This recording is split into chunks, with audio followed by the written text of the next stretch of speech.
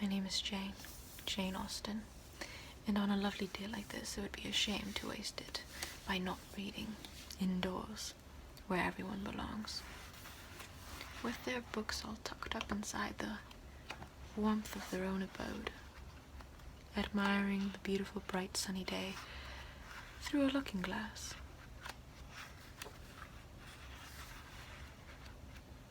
I think I'm going to read one of my more popular novels, Sense and Sensibility, as it was renamed without my... well, it was with my consent, but originally I had named it something else. However, I do like the ring of Sense and Sensibility, along with the Pride and Prejudice. I do like the alliteration involved within the titles. It gives it quite a ring. Hopefully it'll remain a classic that way. But nonetheless, I desire to read a passage from this novel of mine. Let us start where everyone should start, from the beginning. Chapter 1. The family of Dashwood had been long settled in Sussex. Their estate was large, and their residence was at Norland Park, in the centre of their property, where for many generations they had lived in so respectable a manner as to engage the general good opinion of their surrounding acquaintance. The late owner of this estate was a single man, who lived to a very advanced age, and who for many years of his life had a constant companion and housekeeper in his sister. But her death, which happened 10 years before his own, produced a great alteration in his home. For to supply her loss, he invited and received into his house the family of his nephew Mr. Henry Dashwood, the legal inheritor of the Norland estate, and the person to whom he intended to bequeath it. In the society of his nephew and niece and their children to the old gentleman's days were comfortably spent. His attachment to them all increased. The constant attention of Mr. and Mrs. Henry Dashwood to his wishes, which proceeded not merely from interest, but from goodness of heart, gave him every degree of solid comfort which his age could receive, and the cheerfulness of the children added a relish to his existence. By a former marriage, Mr. Henry Dashwood had one son. How scandalous! By his present lady, 3 daughters. The son, a steady, respectable young man, was amply provided for by the fortune of his mother, which had been large and half devoted, of which devolved. My apologies, I can't even read my own handwriting. Of which devolved on him on his coming of age.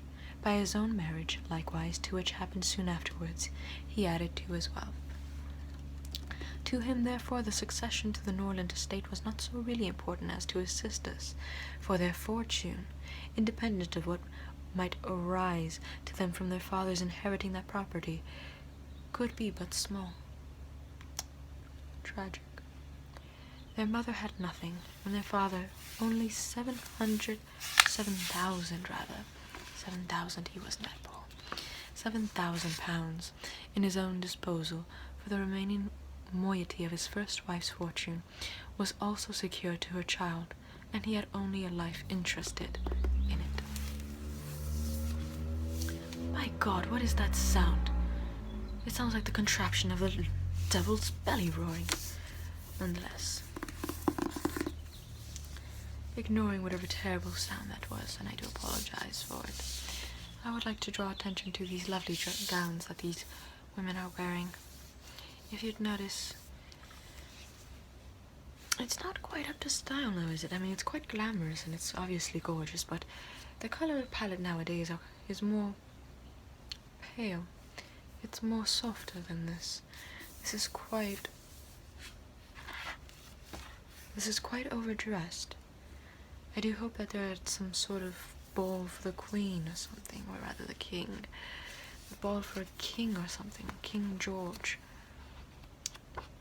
That way, they'd make sense by wearing those dresses. Oh, please do sit up and chin up as well. You know how improper it is for a lady to sit all slouched. A lady must sit, posture straight, chin held high, and show that she is quite a lady with poise and grace and intent to listen to whomever might pass her way. A lady slouching shows a lazy character, and unless the poor unfortunate woman has a reason to slouch, for example, some physical ailment, then there really is no excuse for a woman to be lazy. Now, I've been working on another novel, and no, it's not Pride and Prejudice, even though that is quite a popular, what with Miss Bennet and Mr. Darcy and Mr. Bingley and Miss Bennet and a Miss Bennet and a Miss Bennet and a Miss Bennet and a Mrs. Bennet. It is quite a lovely novel. To delve into certain proprieties within that novel that I've pieced out, I'd like to point out the fact that in the social interactions they were quite accurate. For example, a young lady was not to be, or rather no one of a lower class was to be introduced to, was to rather speak to anyone of a higher class, as was the case of Miss Bennet speaking to Mr. Darcy, considering how she was of a lower class than Mr. Darcy, who quite surprisingly made £10,000 a year. Quite a tidy sum for a gentleman. And considering how he was of a higher class, she had to be introduced to him, as was her family introduced to Darcy, rather Mr. Darcy and Mr. Bingley. That's another impropriety. Men, or rather gentlemen, must always be referred to as Mr. and then their last name, while women, no, my apologies. Men must be addressed by Mr. and then their first name. I do apologize. What an impropriety. I do promise that it will not happen again. At least I hope not. While women, on the other hand, were introduced by their last name, preceded by their titles such as Miss or Mrs. Even if they weren't married, they were still referred to as Mr.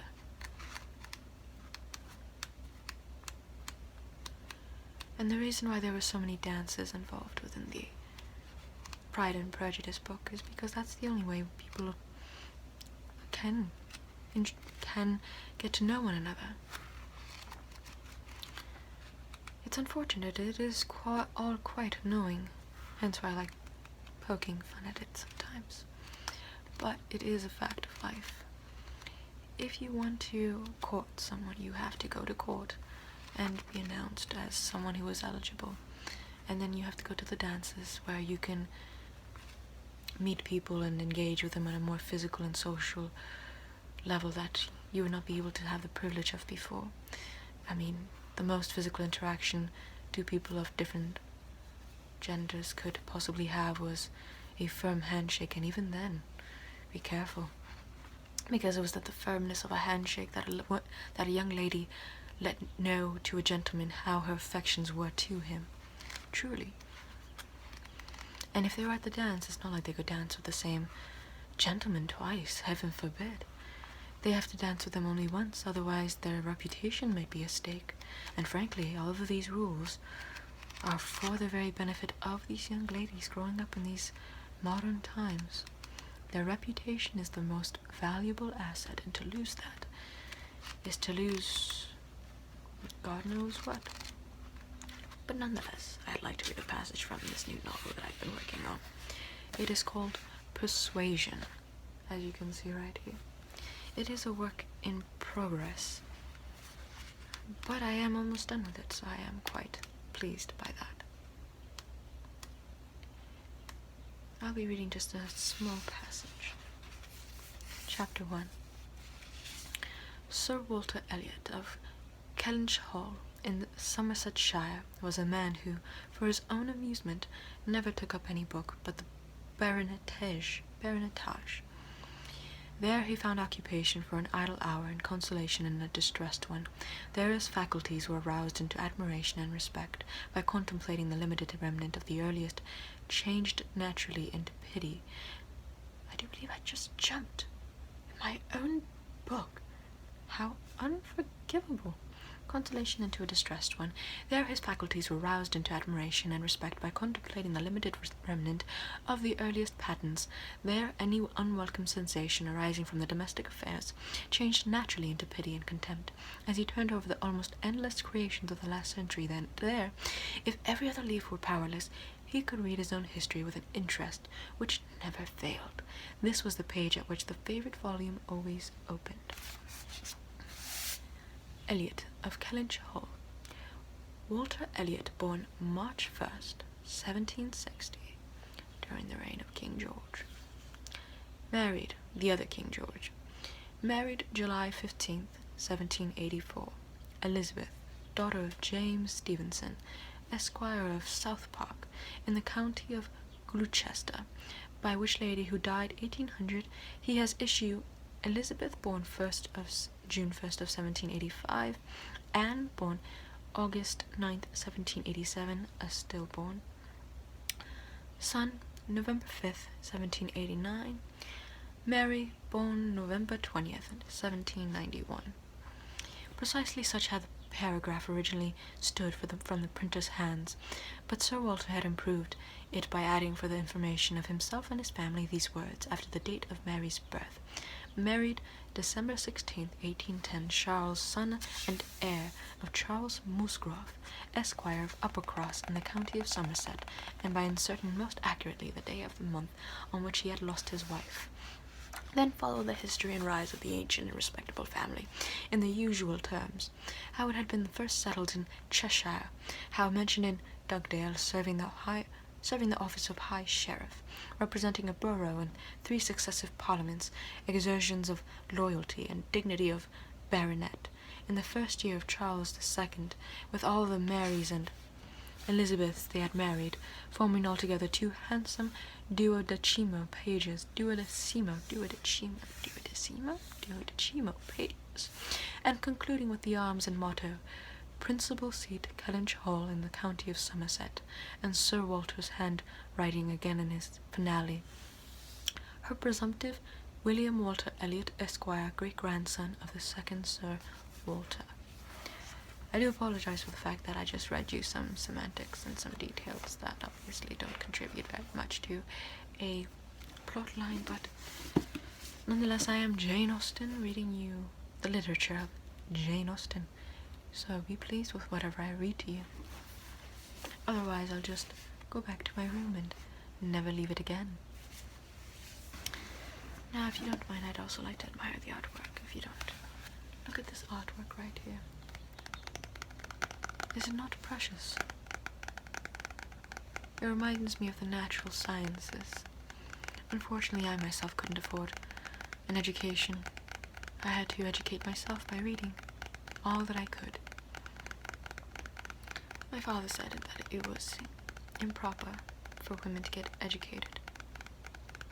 And though he did allow us our education, but self-education, he reserved us from getting as fully educated as our male contemporaries or male counterparts would.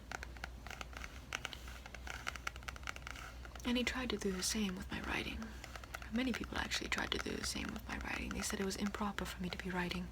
It was a waste of time, and that I should be more focused on trying to marry, which was a more secure and noble goal for any woman to aspire to. But my goal is never to be married. I would like to live off of my writing and die off of my writing, and maybe even remembered by my writing, but who's kidding? My writing is adored even when I'm alive. Imagine when I'm dead and it becomes even more fabulous. I would suggest you buy a copy. In fact, why not buy both copies of Sense and Sensibility and Persuasion?